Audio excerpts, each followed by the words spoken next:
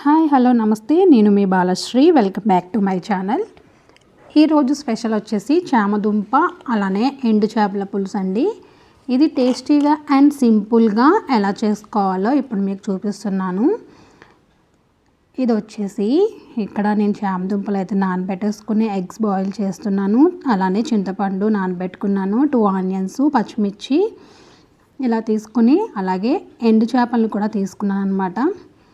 Hello friends, మన ఛానల్ని కొత్తగా చూస్తున్నట్లయితే సబ్స్క్రైబ్ చేసుకోండి.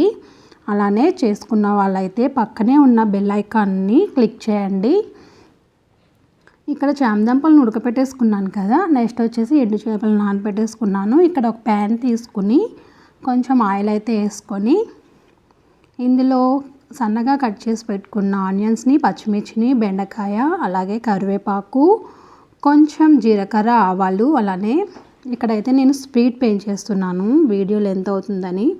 అలానే ఎండు చేపలని కూడా వేసుకొని అందులో కొంచెం మెంతి పొడి అయితే యాడ్ చేస్తున్నాను.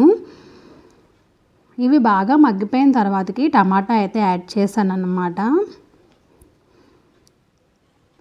టమాటా బాగా మగ్గిన తర్వాతకి 1.5 స్పూన్ వరకు అల్లం వెల్లుల్లిపాయ పేస్ట్ అయితే వేశాను. నేను వీడియో లెంత్ అవుతుందనేసి కొంచెం స్పీడ్ అయితే ఇక్కడ ఇచ్చాను అనమాట. అందుకు ఫాస్ట్గా రన్ అవుతుంది.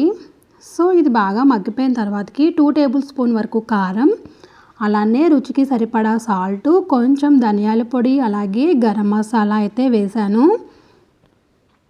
ఒక్కసారి కారం వాసన పోయేంత వరకు మూత పెట్టేసి తర్వాతకి చింతపండు నానబెట్టుకున్నాం కదా, అదైతే గుంజంతా తీసేసి ఇలా వాటర్ అయితే యాడ్ చేసేసాను. ఇప్పుడు మనం ఇక్కడ ఉడకపెట్టుకున్నాం కదా, అవైతే పైన పొరంతా తీసేసి ఇందులో యాడ్ చేసుకున్నాను. అలాగే బాయిల్ చేసిన ఎగ్స్ని కూడా ఇందులో వేసేసి ఒకసారి సాల్ట్ అడ్జస్టబుల్ చేసుకొని లాస్ట్లో అయితే కొంచెం అయితే యాడ్ చేస్తున్నాను. సో ఈ విధంగా మొత్తం ఒకసారి బాగా మిక్స్ చేసుకొని ఒకసారి బాగా అయితే కలుపుతున్నాను అనమాట. మసాలా పౌడర్ వేసాం కదా. సో ఈ విధంగా మరుగుతుంది. ఒక 10 మినిట్స్ తర్వాత చూస్తే ఈ విధంగా మరుగుతుంది.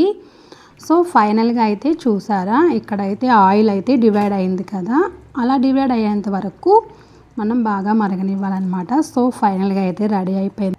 సో ఫ్రెండ్స్, మన ఛానల్ని సబ్స్క్రైబ్ చేసుకున్న వాళ్ళకి పేరు పేరున ధన్యవాదములండి.